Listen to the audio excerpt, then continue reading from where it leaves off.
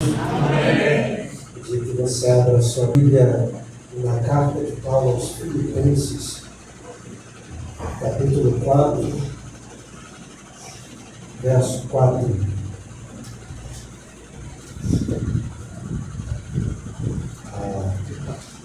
Se for possível colocar um fundo musical antigo, pode botar para agora.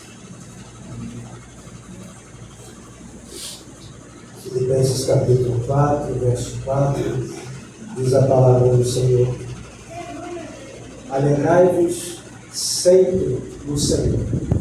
Outra vez digo, regozijai-vos. Amém? Amém. Pode se sentar.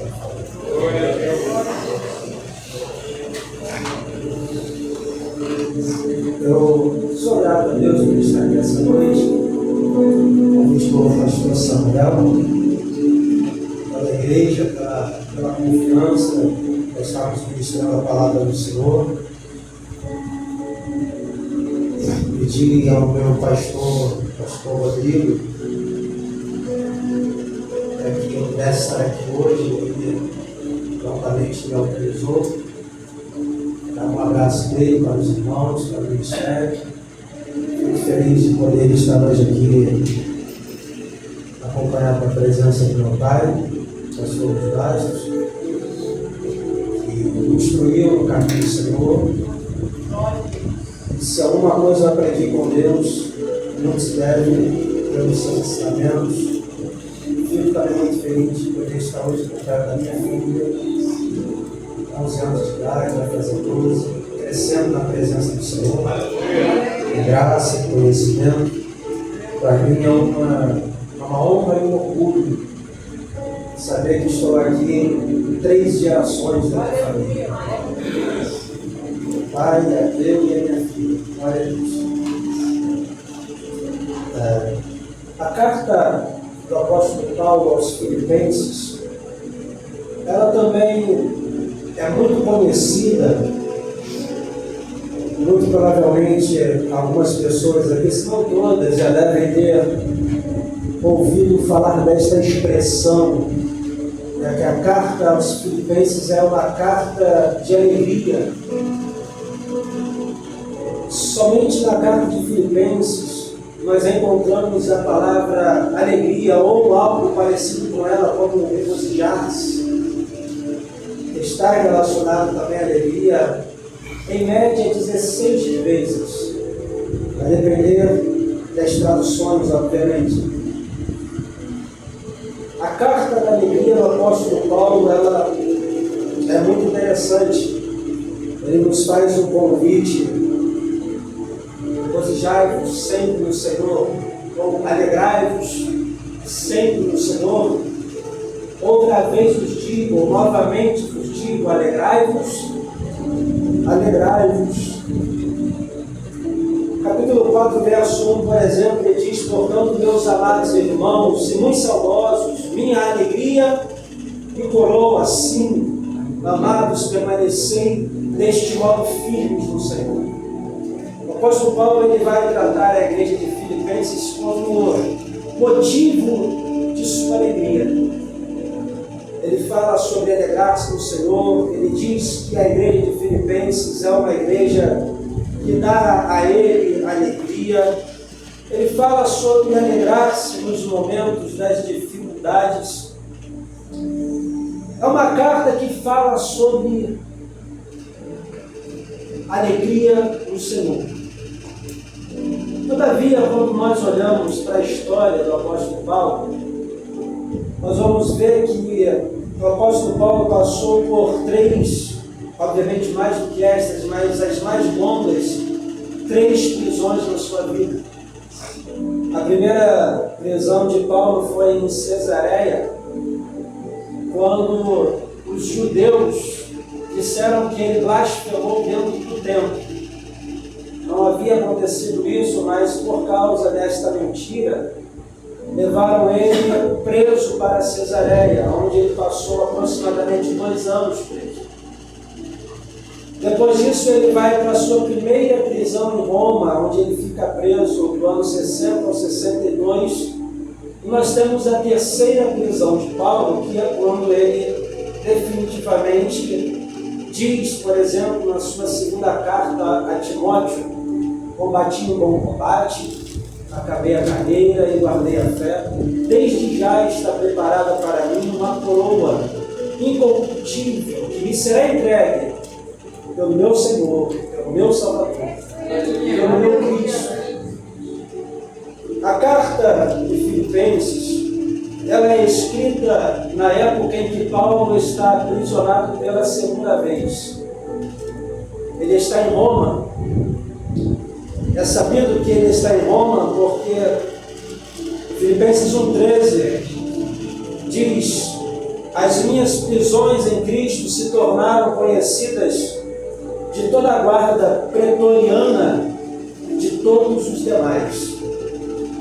Se ele diz que ele está sendo conhecido pela guarda pretoriana, a guarda pretoriana é a elite da guarda do Império Romano, que ficava alojada especificamente na capital do Império Romano, em Roma, na Itália.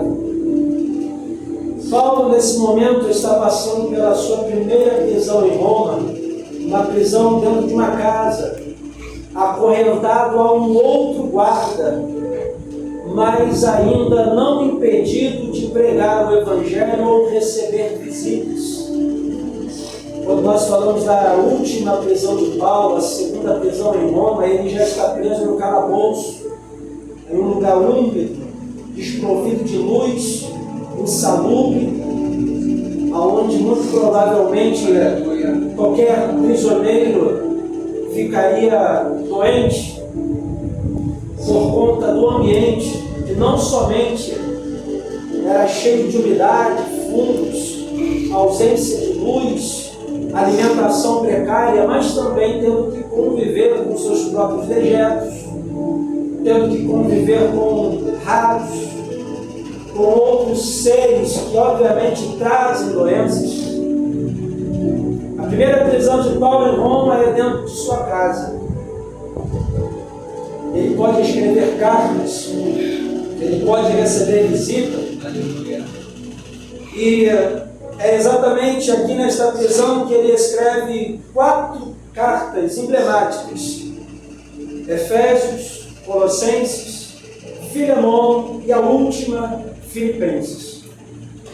Lembrando que a igreja de Filipenses fora a primeira igreja fundada por Paulo em território europeu. No capítulo 16 de Atos dos Apóstolos, nós temos o relato, através do doutor Lucas, de Paulo e Silas tendo uma visão na cidade de Troas de um homem dizendo: atravessa, vem para a Macedônia e nos ajuda. Lembrando que antes disso, o apóstolo Paulo com Silas estavam desejando ir a caminho da Ásia para pregar o Evangelho, mas o próprio Deus não permitiu. Eles então descem, indo em direção à cidade chamada Bitínia, e a palavra diz que o Espírito de Deus o interrompe no seu trajeto, dizendo que não era para que eles fossem também para Bitínia. É quando eles passam a noite na cidade de Troade e o Senhor dá em sonhos a visão de um homem solicitando ajuda na Macedônia. Irmãos, isso é maravilhoso, porque até para fazer a obra de Deus nós precisamos de autorização de Deus. Não basta na obra de Deus, no reino de Deus, de boa vontade. É necessário direcionamento divino. Paulo e Silas não foram impedidos por Satanás para irem à Ásia ou para Bitínia. Eles foram impedidos pelo próprio Espírito Santo de Deus. Perceba que a vida do cristão, ela precisa ser completamente direcionada pelo Espírito Santo. Talvez alguém diga, então quer dizer que se o Senhor me autorizar a sair para evangelizar ou pregar o Evangelho na casa de alguém, em algum ambiente, em algum local específico, alguma região geográfica específica, e eu for debaixo da autorização do Espírito Santo, eu estarei livre dos problemas? Não, mas você estará guardado por aquele que te enviou. Porque quando Paulo e Silas atravessam o oceano, o mar Mediterrâneo,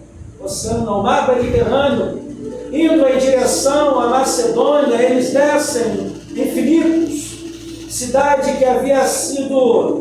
que receberam o nome de Filipe, o rei da Macedônia, pai de Alexandre o Grande.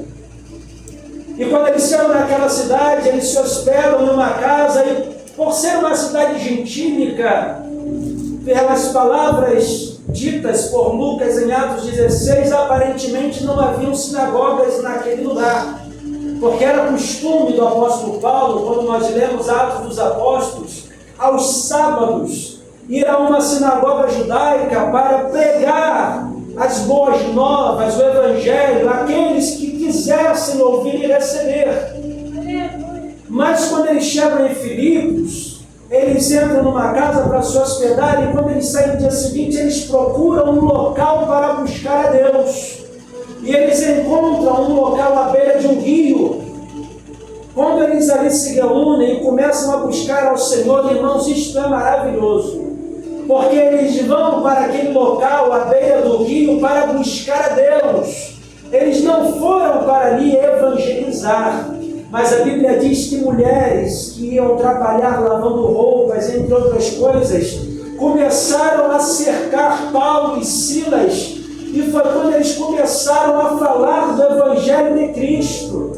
Nesse contexto, nós temos uma mulher chamada Lídia, vendedora de púrpura, extremamente rica, que aceita o Evangelho e reitera sua vida a Cristo, dando início ali à igreja de Filipos, para a qual Paulo escreve a carta destinada aos filipenses.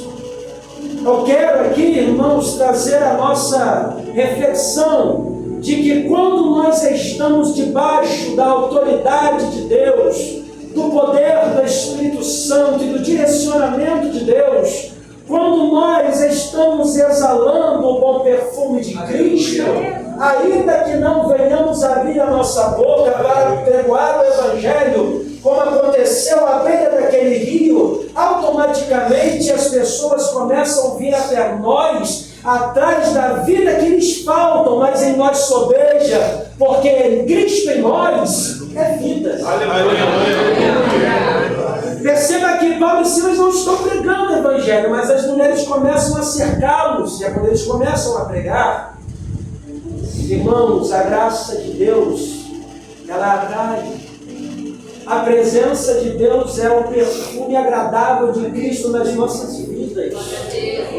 Você já parou para perceber, já aconteceu na sua vida, traga a tua memória algum momento em que você passou em uma rua, um calçadão, um shopping, numa igreja, um evento ou qualquer outro lugar, em que passando por aquele lugar, alguém passou por você com um perfume que te trouxe a memória há algum tempo. Talvez há algum tempo você tenha usado aquele mesmo perfume, talvez te lembre uma pessoa, alguém, uma fase, e você olhou e falou, conheço esse perfume. E automaticamente, como que num estalo, a sua memória foi ativada. E você talvez tenha parado e olhado, de onde veio esse perfume? Que perfume bom. Quando você chega num ambiente, existe um ambiente perfumado, alguém perfumado, o ambiente está preparado para receber clientes, como numa loja. Você entra e fala, que loja agradável, que ambiente agradável. Assim é o cristão direcionado por Deus, cheio do Espírito Santo, que caminha com o Senhor. Quando ele passa, é perceptível. Aonde você chega, Deus chega junto contigo.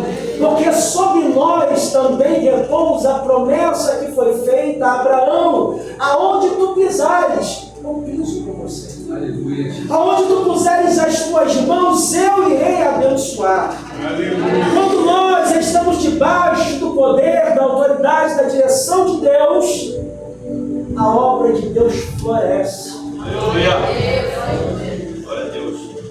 Como consequência disso, nós vemos que Paulo vai expulsar o espírito de adivinhação de uma jovem. Eles são presos, são açoitados e vão parar presos dentro da cadeia por uma noite. Como eu disse para os irmãos, estar debaixo da direção de Deus não é certeza de ausência de problemas, mas é certeza de estarmos junto com Ele no meio de qualquer dificuldade. Eu não quero tratar aqui a respeito do homem que aceitou a Jesus com a sua família. Foi somente para que nós entendêssemos como surgiu a igreja na cidade de Filipos, da qual foi escrita a carta aos filipenses. Mas esta igreja está passando agora por dificuldades. Essa igreja está sendo perseguida, mas também está sendo invadida por falsos mestres, ensinando aquilo que é contrário de fato à palavra de Deus, pervertendo o caminho de alguns. Por causa disso, Paulo escreve aos filipenses, preocupado com esta situação na igreja de Filipenses, onde nós podemos observar no capítulo de número 2, verso de número 15 em diante, para que vos torneis irrepreensíveis e sinceros, filhos de Deus, inculpáveis no meio de uma geração pervertida e corrupta, na qual resplandeceis como luzeiros no mundo, preservando a palavra da vida, para que no dia de Cristo eu me glorie de que não corria em vão, nem me esforcei inutilmente. Glória a Deus. Então nós vemos aqui o desejo de Paulo que os seus irmãos permaneçam firmes na palavra que lhes fora ensinados, irrepreensíveis, dentro de uma geração pervertida, desviada, apóstata. Nós vivemos numa geração absolutamente parecida com ele. Irmãos, eu quero deixar aqui destacado que os problemas em que nós dizemos serem atuais são mais velhos do que nós. Nós temos o costume de dizer: o problema desta geração é isso, isso e aquilo. O problema desta geração é aquilo e aquilo outro. Não, irmão. Se você pegar a primeira carta aos Coríntios e a segunda carta aos Coríntios, você vai ver que o problema do adultério, da mentira, da fofoca, da intriga, da guerra, das facções já existe há muito tempo. Quando você pega a carta aos Gálatas, você vai ver que os problemas voltados à ira, divisões, adultérios, fornicações, guerras, lascívias, todos esses problemas já existiam desde sempre. Não mudou absolutamente nada. A única coisa que permanece é a nossa guerra para que seja estabelecido o princípio da qual o pastor Samuel já disse anteriormente a mim, que é o princípio da santidade. No tocante a isso, irmãos, o apóstolo Paulo agora escreve essa carta maravilhosa aos Filipenses.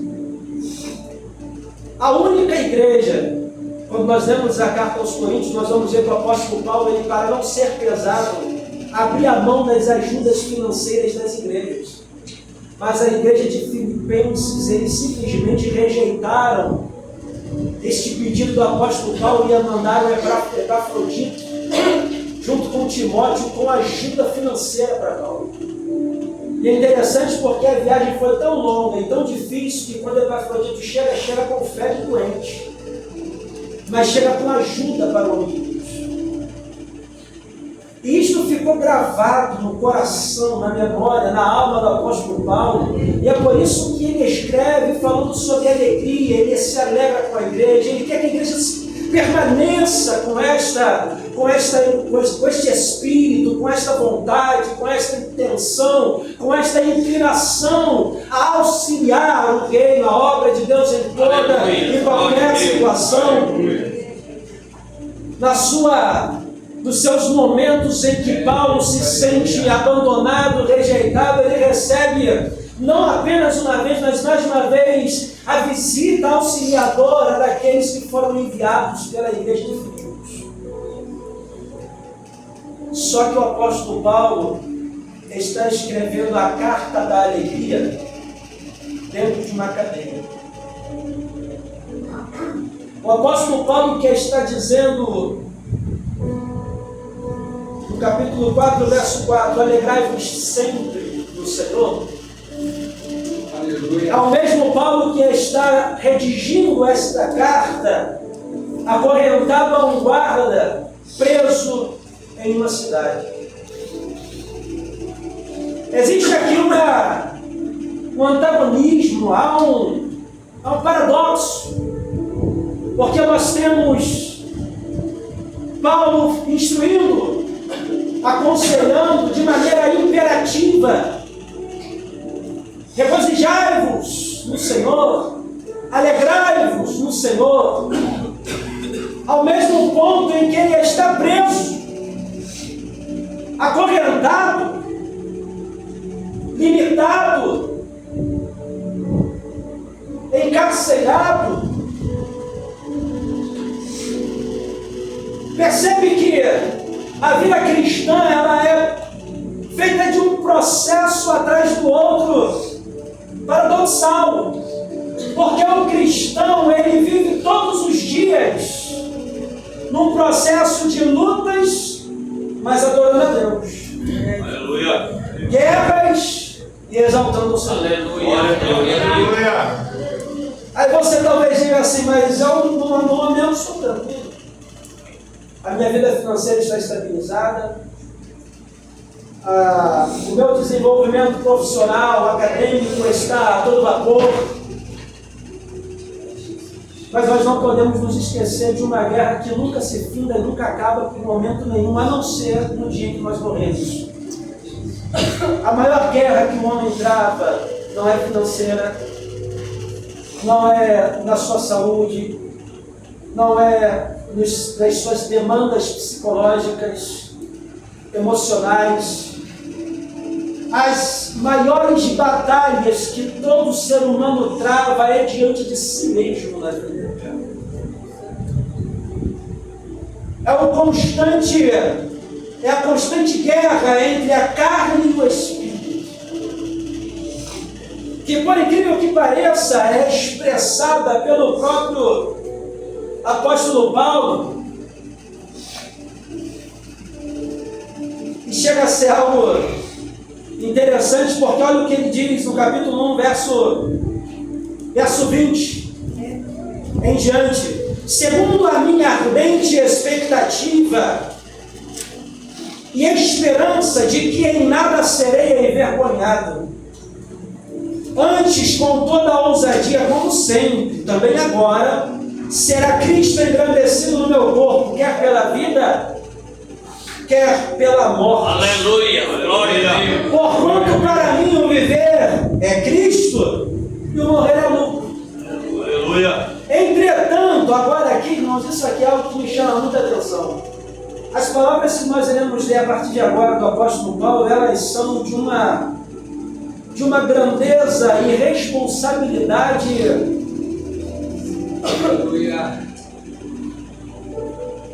que chegam às vezes a ser incompreensíveis se nós não estivermos no Espírito. Entretanto, se o viver na carne traz fruto para o meu trabalho, já não sei o que hei de escolher. Ora, de um lado eu estou constrangido, tendo o desejo de partir e estar com Cristo, o que é incomparavelmente melhor. Mas por vossa causa é mais necessário permanecer na carne. Aleluia, glória a Deus. Você está entendendo o que o apóstolo Paulo acabou de dizer? Ele está dizendo o seguinte: olha, a minha carne está aqui desejando algo, eu estou numa guerra. Se eu me entrego para que o Senhor me leve à sua presença, o que seria incomparavelmente melhor, ou se eu permaneço vivo, por causa de vocês. Aleluia. Aleluia. Irmão, você está entendendo que o apóstolo Paulo, ele poderia ter sido morto na segunda prisão? Isso iria acontecer porque, enquanto ele escreve a carta de Efésios, Colossenses, Filemão e Filipenses, no decorrer de 2 anos, ele estava sendo julgado em Roma, aguardando sentença. Ele poderia ter sido morto. Mas pelas palavras de Paulo, nós podemos compreender aqui de maneira por inferência, que ele estava pedindo a Deus: Senhor, eu sei que eu posso morrer nessa prisão, mas me dá mais um tempo. Aleluia. Por quê? Por causa da igreja de Éfeso? Não. Por causa da igreja de Colossos? Não. Por causa da igreja da Galácia? Também não. Por quê? Por causa da igreja de Filipos. Porque ele não fala isso para nenhuma outra igreja. Ele só vai dizer isso para a igreja de Filipos: eu quero ficar por vossa causa. Aleluia. Porque vocês me dão alegria. Vocês me fazem regozijar no Senhor, pelo coração de vocês, pela entrega de vocês, pela alegria de vocês de servir a Deus, mesmo no meio das dificuldades. Aleluia. Ele está dizendo: eu poderia morrer, o que seria incomparavelmente melhor, mas eu quero permanecer vivo porque eu quero cuidar de vocês. Glória a Deus. Aleluia. Aleluia a Deus. É interessante que quando nós continuamos lendo a parte do verso 25, ele diz: e convencido disto, estou certo de que ficarei e permanecerei com todos vós para o vosso... Irmão, isso aqui é maravilhoso. Ali está escrito a tradução de vocês: vós para o proveito vosso. Aqui na minha tradução diz assim: para o vosso progresso e gozo. Ou alegria. Novamente ele falando aqui alegria. Ou seja, eu sei que quando eu aparecer aí para visitar vocês de novo, vocês vão se alegrar em mim. Assim como eu vou me alegrar em vocês. E eu sei que eu estando presente com vocês, vocês irão progredir. Aleluia. Aleluia. Ah, se o ministério brasileiro voltasse a enxergar a igreja dessa maneira. Nós vivemos hoje se nós fôssemos entrar aqui dentro de uma antropologia, de uma análise antropológica cristã, no contexto brasileiro, nós iríamos ver que ser cristão hoje no Brasil transformou-se mais em uma inclinação cultural nominal do que de fato uma transformação de vida. Verdade. Aquela transformação apregoada por Paulo na carta aos Romanos, quando ele diz: não vos conformeis com esse mundo, mas transformai-vos pela renovação do vosso entendimento, fazendo com que a gente passe a enxergar a vida não com a nossa ótica, mas com uma cosmovisão cristã. Não é o que acontece hoje. Mas eu não quero entrar nisso porque não é sobre isso que eu quero falar. Isso é só para a gente entender o que está acontecendo. Este apóstolo Paulo, ele está tendo a certeza, ele está dizendo: eu tenho a certeza de que eu vou sair desta vida. Ele não deixa margem para dúvida, ele está dizendo: eu sei, eu tenho certeza, eu tenho plena certeza.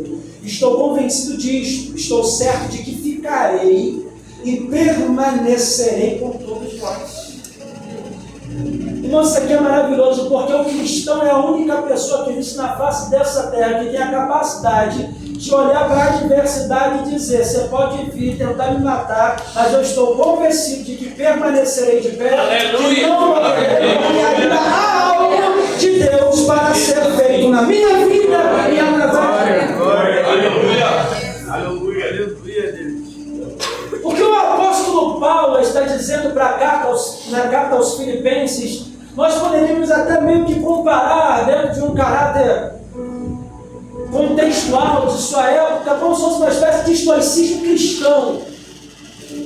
Aquela resiliência às circunstâncias da vida, que a gente olharia e diria assim: não tem problema, é assim mesmo, está acontecendo, de alguma forma vai me ensinar, é aprendizado. Mas o apóstolo Paulo, ele traz uma nova perspectiva. Qual é a perspectiva? Pode acontecer, pode vir a perseguição, pode doer, podem se levantar toda a circunstância difícil dessa vida, mas se eu estiver em Cristo, eu terei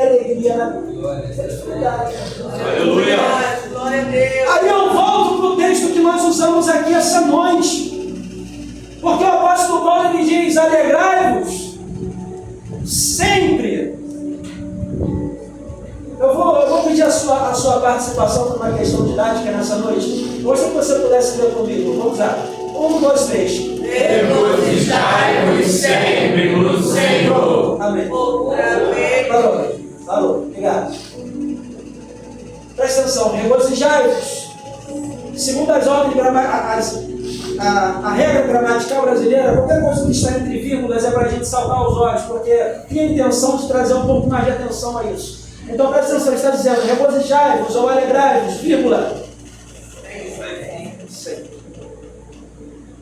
A todo instante. Aleluia.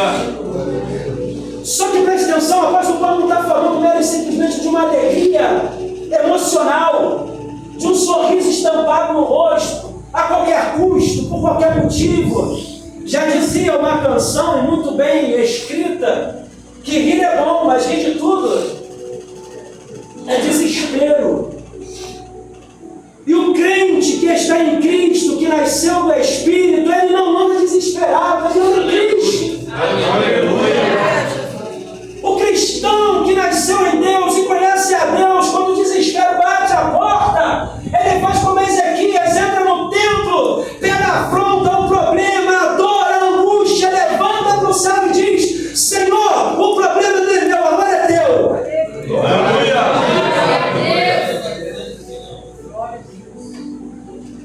Aleluia!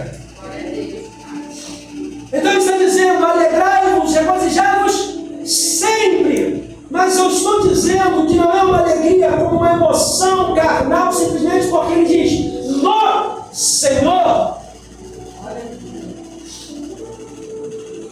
No Senhor. Aleluia. Quando nós utilizamos, vemos essa preposição no, essas duas últimas, o termo seria equivalente a Kyrios, no Senhor. Ele está querendo dizer o seguinte: alegrai-vos sempre, no, dentro, nele, somente nele, não fora dele. Aleluia. Irmão, isso aqui é muito sério, presta atenção. Alegria em quem? Dentro, junto, pertencendo ao Senhor. Aleluia. Essa alegria não é natural, porque seria loucura nós nos alegrarmos no meio de qualquer adversidade. Você imagina a Ana sofrendo aflições, dores, angústias, chegando na presença de Jesus com um sorriso no rosto. O que foi? Está feliz? Não, estou angustiada. Que isso, irmãos? Isso é loucura. Ser completamente análogo à naturalidade humana.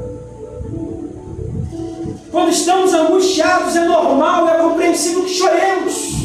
Neemias capítulo 1, quando recebi a notícia de Hanani, junto com seus companheiros, de que os portões estavam queimados, os muros estavam derrubados, assentei-me e chorei muito. Aleluia. Aleluia. Agora olha para cá, a atitude do cristão. Ponto e vírgula. Ponto e vírgula já é outra oração. Ele diz: assentei-me e chorei muito. Ponto e vírgula. Então orei ao Deus dos céus. Aleluia. Quando a dor vier, é normal, pode sentir, pode chorar, pode se angustiar, isso é normal. Dizer que não é brincadeira, isso é impossível. Ninguém aqui é robô, não, nós sentimos. Sente, mas depois que você sentir, chorar bastante, dobre o seu joelho, fecha a porta do teu quarto e começa a falar. Aleluia. Foram 4 meses Neemias orando e jejuando. No 4º mês ele entra na presença do rei e diz: tu está triste, eu te conheço, o que está acontecendo? A minha cidade está abandonada, muros derrubados, portões queimados. Ele falou: pede-me o que queres. Sabe o que Neemias fez quando o rei disse para ele: pede-me o que queres? Pega lá Neemias capítulo 2. Olha o que ele diz: então orei. Ele poderia sair pedindo, mas Neemias é tão guiado por Deus, que em vez de ele responder de cara, ele fala: peraí, dobra o joelho e fala assim: Senhor, o que eu peço?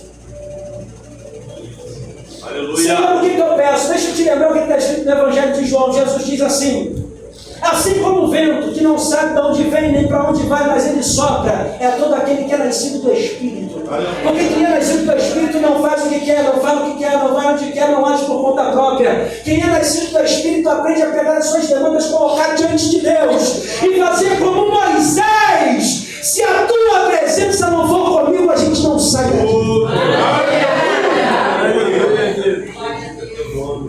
Eu vim aqui essa noite, não era isso que eu ia pregar. Essa mensagem aqui foi de ontem para hoje.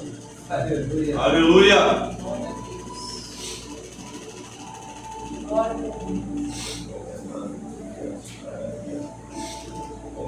Há uma coisa até difícil de, humanamente falando, a gente compreender. Você tem um homem dentro de uma cadeia dizendo assim: alegrai-vos. Você entende que o homem está limitado, mas o Evangelho não está. Aleluia. O homem está aprisionado. Mas esse mesmo homem que está aprisionado, ele diz: o Espírito de Deus testifica com o meu espírito que eu sou filho de Deus. Sabe por que ele está dizendo isso? Porque esse mesmo homem que está aprisionado reconhece que o Espírito Santo não fica dentro de nenhuma gaiola. Eu estou preso, mas o Espírito Santo não está. Eu estou limitado, mas o Espírito do meu Senhor não está.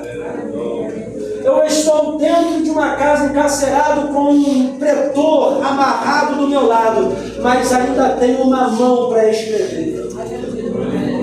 Não posso sair, mas a mensagem é vida, ela vai. Eu vim aqui essa noite e dei essa volta toda essa retórica para dizer para você que você entrou aqui com problemas igual a mim. Talvez ainda hoje você tenha sentado no sofá da sua casa, à mesa da sua cozinha. Início do mês você olhou para as suas contas, lembrou-se de alguma circunstância, baixou a cabeça e disse: Senhor, e agora? Talvez por esses dias você tenha dobrado o seu joelho querendo falar algo com Deus, mas não saiu nada.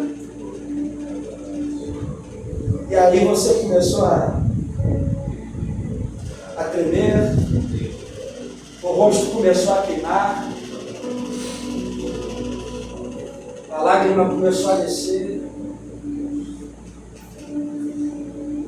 e você no pensamento dizendo: Deus, eu quero orar, mas eu não sei o que dizer. E Deus no céu olhando: eu sei ler as suas lágrimas.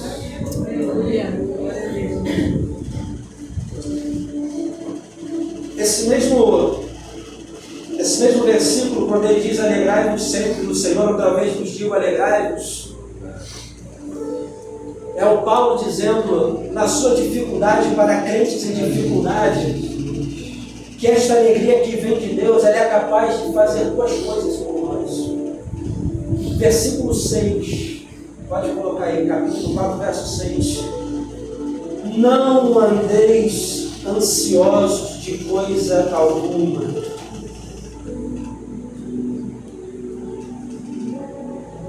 Aqui, preste atenção no que eu vou dizer para você, olha para mim.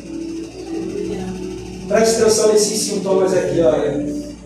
Mão trêmula, taquicardia, falta de ar, vontade de chorar.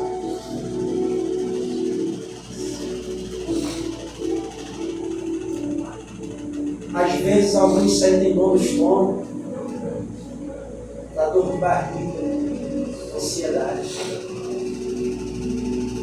Que há tanto problema cercando, a gente olha e fala assim: Deus, eu sei que eu tenho que confiar no Senhor, me perdoa, porque eu não quero pecar contra ti, mas está doendo demais.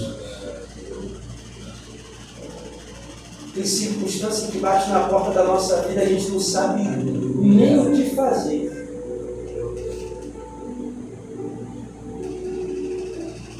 A gente abre a Bíblia, Deus fala conosco, a gente fecha a Bíblia, o Senhor nos conforta.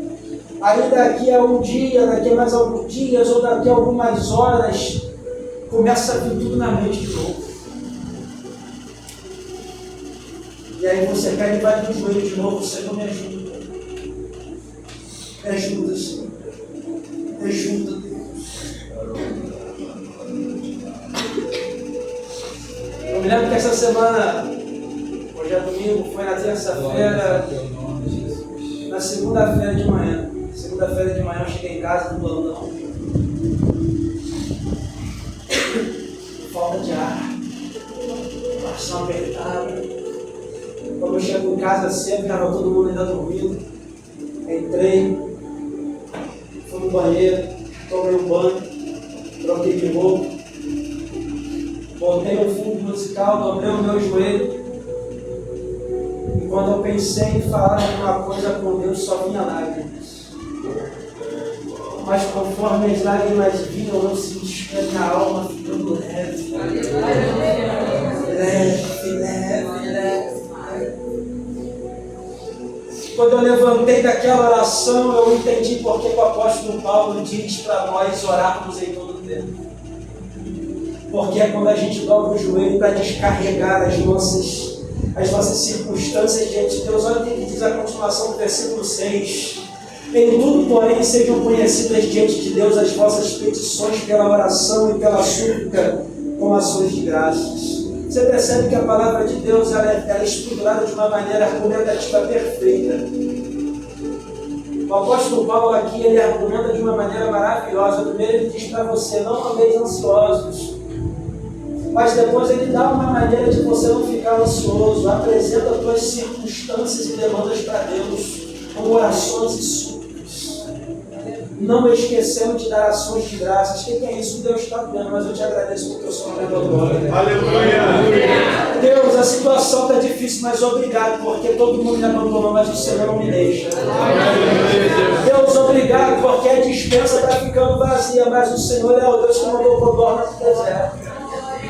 Deus, obrigado, porque eu estou sentindo dores, mas o Senhor é o Deus que me sara. Deus, obrigado, porque todo mundo me cercou, mas o Senhor ainda continua sendo o mesmo Deus que abriu os olhos do servo de Eliseu para ele olhar para o monte e ver, meu Deus, carros e seus cavaleiros. Porque quando parece que a gente está cercado, irmãos, basta nós olharmos com os olhos espirituais e nós veremos que o Senhor está conosco. Glória a Deus, aleluia. E no verso 7 aqui, irmãos, quando eu leio isso aqui, quanto o verso 7 me falou?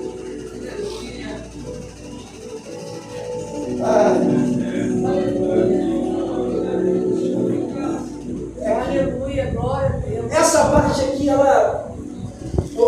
vou ser redundante, mas foge à compreensão.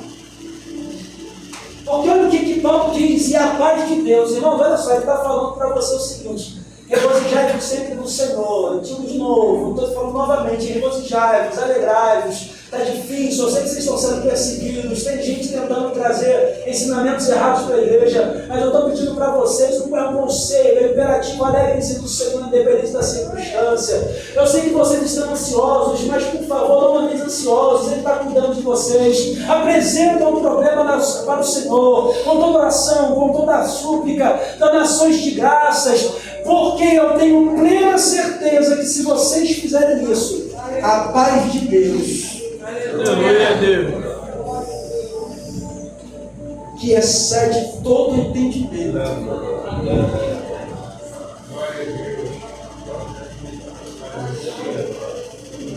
sabe a ansiedade no verso anterior?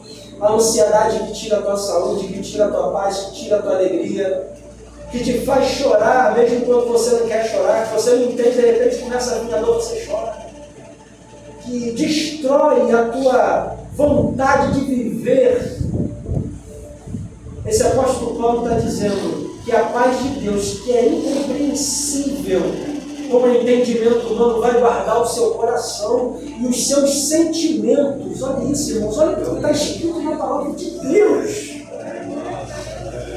Ele está dizendo que se nós começarmos a andar com o Senhor e entregarmos tudo nas mãos de Deus, até essa ansiedade que os médicos não têm solução, irmãos. Qualquer pessoa que estudar um pouquinho básico de psicologia vai entender que o psicólogo não traz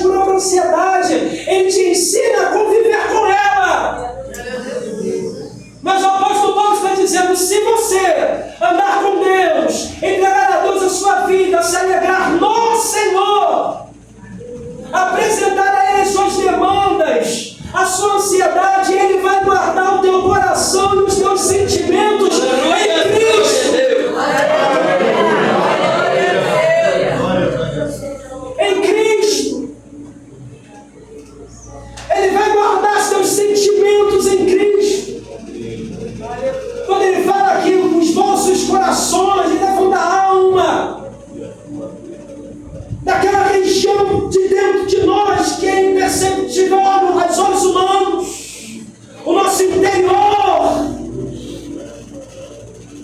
Ele está dizendo que em Cristo nossas emoções, a nossa alma, nosso coração está guardado. O pastor aqui, quando estava orando, usou um termo muito interessante. Ele falou: Senhor, blinda a nossa mente, blinda o nosso coração. Irmãos, em Cristo nós somos blindados. Aleluia. Aleluia. Aleluia.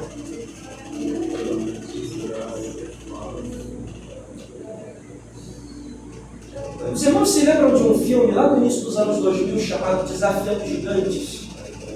Quantos aqui se lembram? Levanta a mão aqui onde já viram, só para eu ter uma ideia. Vocês se lembram que tinha um personagem que era o quarterback do time de futebol americano, chamado Brock? Ele faz um teste com o treinador, que era o que você ficava de quatro, subia um colega nas suas costas e você tinha que ir engatinhando, carregando ele até onde você pudesse, certo? Lembram dessa cena? O que o treinador fez com o Brock? Pegou os olhos dele, colocou uma faixa e vendou os olhos dele, não foi isso? Irmãos, a fé não é pelo que a gente. Ele coloca o rapaz em cima do Brock e ele fala para ele assim: com ele tu consegue ir até onde? Ele, com muito esforço, até a metade do campo. Então tá bom então. Vendou os olhos do Brock, colocou o colega dele em cima das costas e começou a falar: agora pode ir. Enquanto ele ia, o que os colegas de time dele estavam fazendo?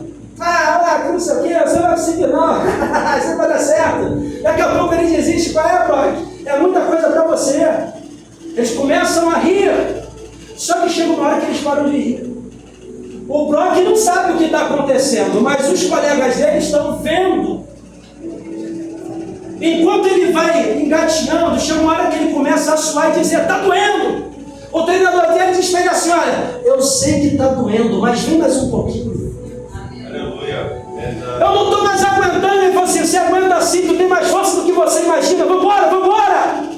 E ele fala: irmãos, isso aqui é maravilhoso, porque isso é uma analogia.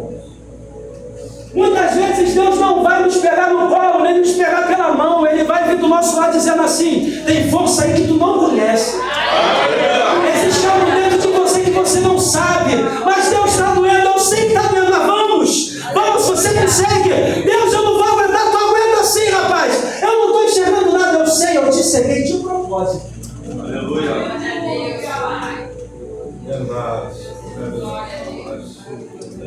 Lembra da cena? Está doendo, sei que está doendo, mas vamos embora mais um pouco. Quando ele chega no momento que ele está exausto, já não tem mais força, ácido lático estourando no organismo dele, ele cai no chão, mas os colegas dele já não ficam mais rindo aqui, ó.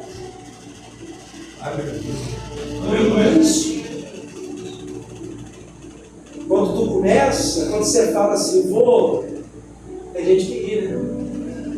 Às vezes a gente nem sabe, mas já tem uma plateia olhando, falando assim: vamos ver até quanto vai. Vamos ver quanto tempo aguenta. Só que chega uma hora que a plateia vai ficar, ó, em silêncio.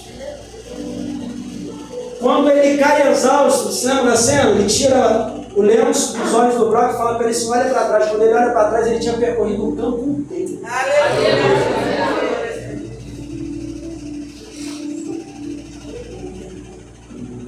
Deus sabe que está doendo. Mas Ele me trouxe aqui essa noite para dizer para você que se você estiver em Cristo, Ele vai te dar alegria que te falta. Se você estiver em Cristo, você não vai sucumbir à ansiedade. Quer dizer então que eu não vou mais sentir? Vai, você vai sentir, mas quando você sentir, você vai dobrar o seu dedo e falar assim: Senhor, agora é o Senhor. Vem na minha vida, vem sobre mim, Espírito Santo, vem.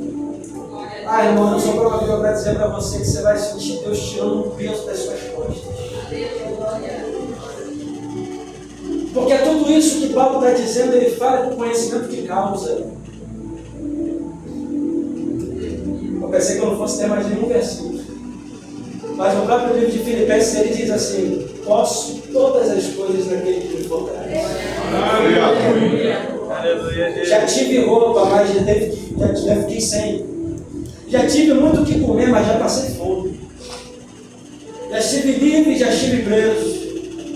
Já fui picado por cobra, já fui náufrago. Mas em todas essas coisas. Aleluia. Glória a Deus. Todas essas coisas. Aleluia. Eu sou mais do que vencedor. Eu posso todas as coisas em Cristo. Irmão, isso aqui é maravilhoso. A alegria é em Cristo. Eu posso tudo em Cristo. A minha ansiedade está em Cristo. Ele guarda meu coração, meus sentimentos. É Cristo. É Cristo. Esse Jesus está aqui, essa noite. Eu quero que você entenda que Ele não te abandonou. Ele jamais irá te abandonar. Sobre as nossas vidas está a promessa exclusiva de Deus para nós. Através de Cristo Jesus, quando Ele diz: eis que estarei convosco até a consumação dos séculos.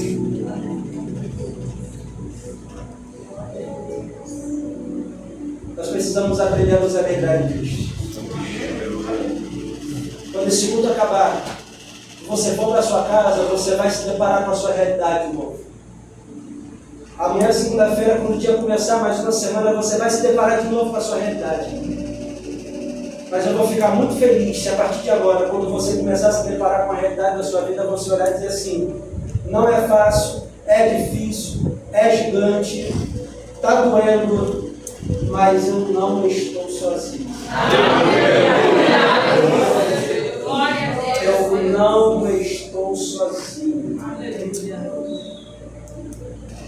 Eu quero encerrar essa mensagem lembrando a você que Ananias, Misael e Azarias, quando no livro de Daniel eles são interrogados pelo rei, e a resposta deles é: fica sabendo, ó rei, que nós não nos prostraremos diante da tua estátua.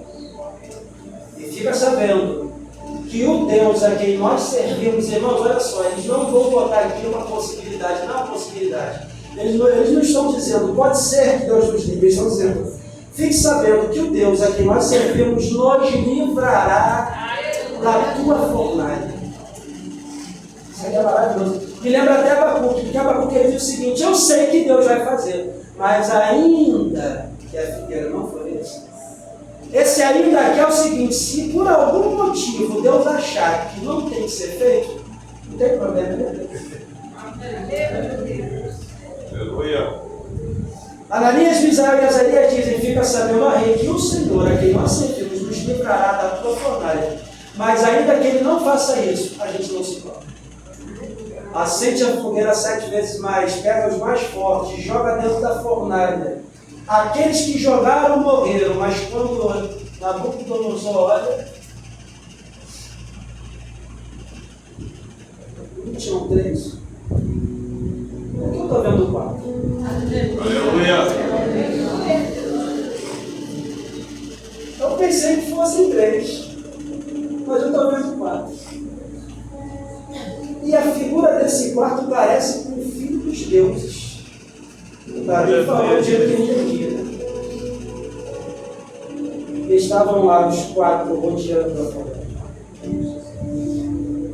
Deus vai mostrar para você que Ele está sendo contigo. Aleluia. Glória a Deus. Eu vou encerrar aqui agora com esse testemunho. Eu estava no hospital, fui atender uma cliente, uma paciente no pós-operatório, 6º andar.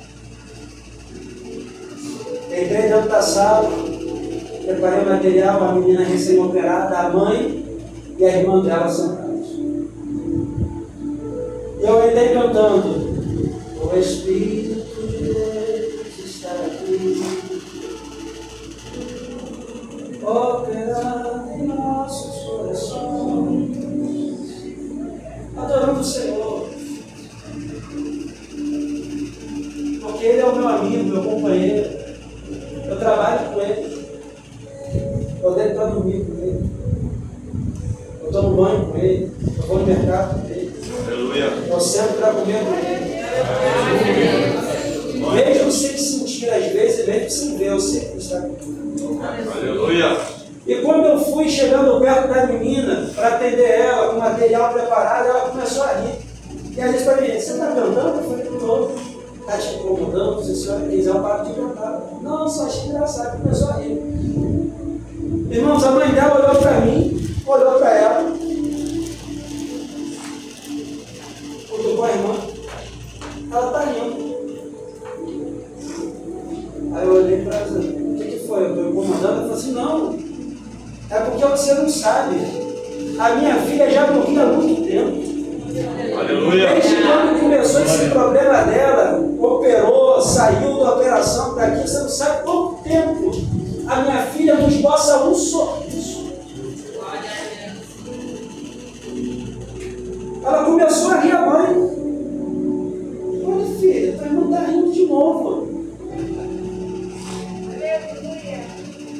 Na presença de Deus, até a tristeza sai.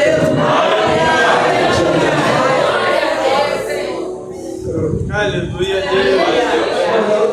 Eu sinto a graça do Senhor, Aleluia. a presença de Deus. Glória, glória.